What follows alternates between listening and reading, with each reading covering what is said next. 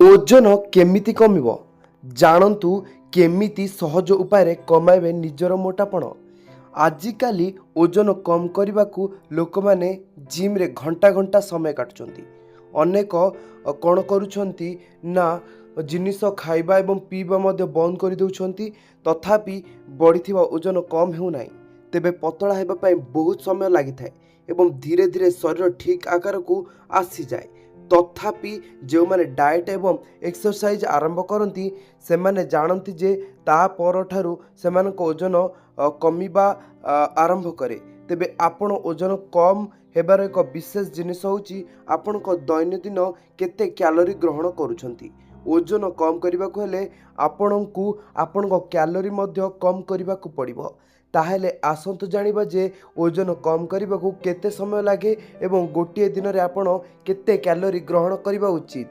ସ୍ୱାସ୍ଥ୍ୟ ବିଶେଷଜ୍ଞଙ୍କ ଅନୁସାରେ ଓଜନ କମ୍ କରିବାକୁ ପ୍ରତିଦିନ ଆପଣଙ୍କୁ ନିଜ ଏକ୍ସରସାଇଜ୍ ଏବଂ ଡାଏଟ୍ ଉପରେ ଅଧିକ ଧ୍ୟାନ ଦେବାକୁ ପଡ଼ିବ, ଯାହାଫଳରେ ଆପଣ ଜାଣିପାରିବେ କେତେ ଓଜନ କମ୍ ହେବ ଜାଣିପାରିବେ ଆପଣମାନେ।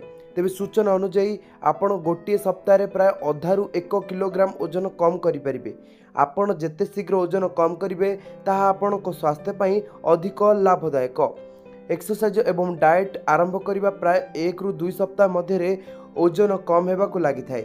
ଏଥିପାଇଁ ଆପଣଙ୍କୁ ନିଶ୍ଚୟ ଭାବରେ ଆରମ୍ଭରୁ ବହୁତ ପେସେନ୍ସ ରଖିବାକୁ ପଡ଼ିବ। ଯଦି ଆପଣ ପ୍ରତିଦିନ ହେଲ୍ଥି ଖାଦ୍ୟ ଗ୍ରହଣ କରନ୍ତି ଏବଂ ବ୍ୟାୟାମ ମଧ୍ୟ କରନ୍ତି, ତେବେ ଆପଣ ପ୍ରାୟ 3 ସପ୍ତାହ ମଧ୍ୟରେ ଓଜନ କମ୍ ହେବାକୁ ଲାଗିଥାଏ। ଏପରି ଭାବେ ଆପଣଙ୍କ 2 ମାସରେ ପ୍ରାୟ 4 ରୁ 5 କିଲୋ ଓଜନ କମ୍ ହୋଇଯାଏ। ଡାଏଟିସିଆନ୍ କହିବା ଅନୁସାରେ ଯଦି ଆପଣଙ୍କର ଓଜନ କମ୍ ହେଉନାହିଁ, ତେବେ ଆପଣ ନିଜ ଡାଏଟ୍ରେ କ୍ୟାଲୋରି କମ୍ କରନ୍ତୁ।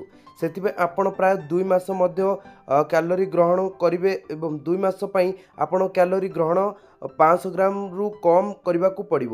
ତେବେ ଏହା ଆପଣ କ୍ୟାଲୋରି ଇନଟେକ୍ ଉପରେ ନିର୍ଭର କରିଥାଏ।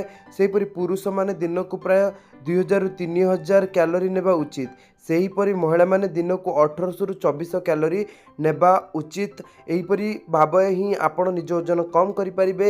ସେଥିପାଇଁ ଯଦି ଆପଣ ଏହିସବୁ କଥାକୁ ଧ୍ୟାନ ରଖୁନାହାନ୍ତି, ତାହେଲେ ଏବେ ଏହିସବୁ କଥାର ଧ୍ୟାନ ରଖିବା ଆରମ୍ଭ କରନ୍ତୁ। ଆପଣ ଖୁବ୍ ଶୀଘ୍ର ପତଳା ବା ଖୁବ୍ ଶୀଘ୍ର ଆପଣଙ୍କ ଓଜନ କମ୍ ହେବାକୁ ଲାଗିବ। ତେବେ ଏଭଳି ଭାବରେ ଆପଣମାନେ ଭିଡ଼ିଓ ଯଦି ଦେଖିବାକୁ ଚାହୁଁଛନ୍ତି ତେବେ ନିଶ୍ଚୟ ଭାବରେ କମେଣ୍ଟ କରନ୍ତୁ ଏବଂ ଲାଇକ୍ ସବସ୍କ୍ରାଇବ୍ କରନ୍ତୁ ଚ୍ୟାନେଲକୁ। ବର୍ତ୍ତମାନ ପାଇଁ ଏତିକି ରହୁଛୁ। ନମସ୍କାର।